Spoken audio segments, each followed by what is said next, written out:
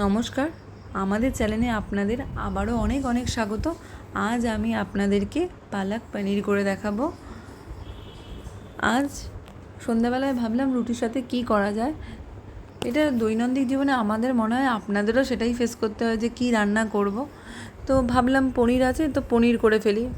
মনেই ছিল না যে ফ্রিজে পালং শাকও রয়েছে।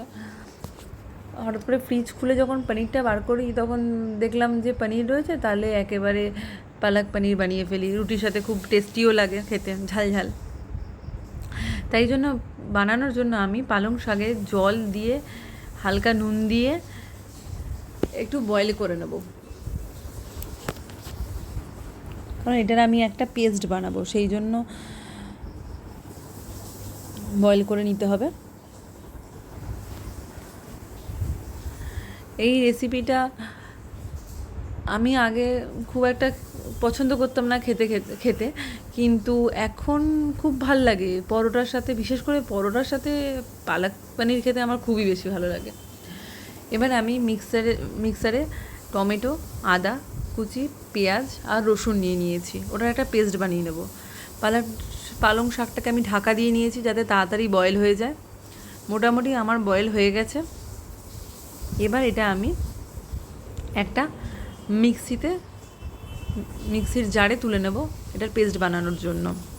আপনারা চাইলে পালং শাকটাকে হালকা ঠান্ডা জলে রেখে পরেও আপনারা এই পেস্টটা বানাতে পারেন। আমার একটু তাড়াতাড়ি ছিল তাই আমি একেবারে ডিরেক্ট পেস্ট বানিয়ে নিচ্ছি।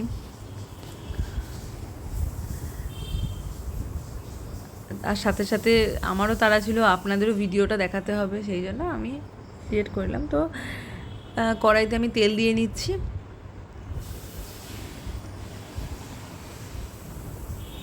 এবার আমি তেলটা গরম হতে দিলাম একটু। তেলটা এবার আমার গরম হয়ে গেছে। আমি এবারে শুকনো লঙ্কা দিয়ে দিলাম।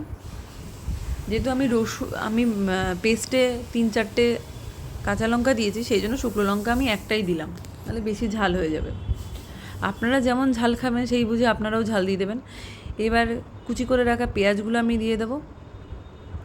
একটু হালকা নাড়াচাড়া করে নেব গোল্ডেন ব্রাউন হওয়া অবধি।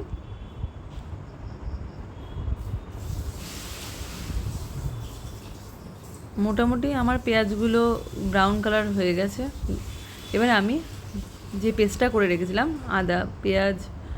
আদা রসুনের যে পেস্টটা করে রেখেছিলাম সেটা আমরা দিয়ে দেবো। দিয়ে মশলাটাকে একটু আমরা কষিয়ে নেব। এবার একটু হলুদ দিয়ে দিলাম, একটু ধনে গুঁড়ো, একটু জিরে গুঁড়ো,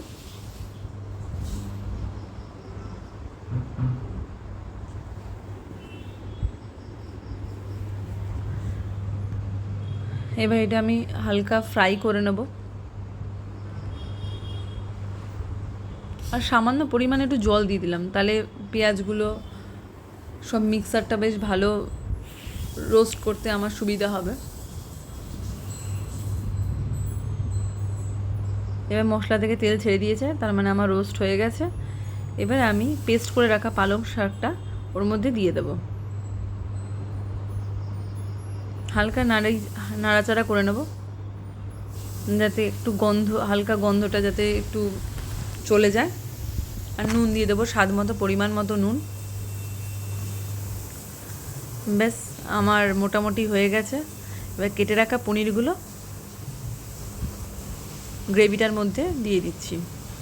এবার হালকা নাড়িয়ে চাড়িয়ে নেব, বেশি নাড়ালে আবার পনিরগুলো ভেঙে যাবে।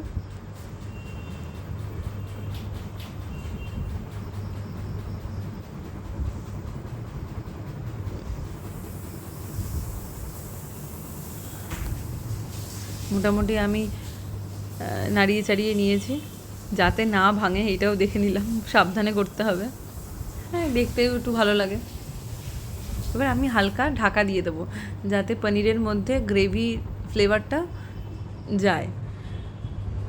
ব্যাস এবারে চটজলদি রান্না কমপ্লিট হয়ে গেল। পনির আমার রেডি, পালক পনির। আপনারাও করে দেখবেন, কমেন্ট করবেন, ভালো লাগলে অবশ্যই like, comment, share and subscribe করতে ভুলবেন না আমাদের চ্যানেলটাকে। আরও সুন্দর সুন্দর অনেক অনেক রেসিপি খুব চটজলদি নিয়ে আসবো আপনাদের সামনে।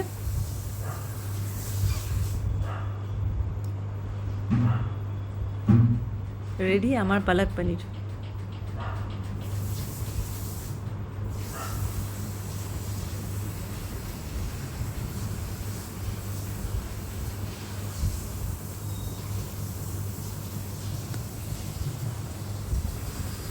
আবার এখনের জন্য টাটা, বাই বাই। আবার দেখা হবে নেক্সট ভিডিওতে। আবারও বলে দিলাম, কমেন্ট করতে ভুলবেন না, আপনারাও ট্রাই করে দেখুন।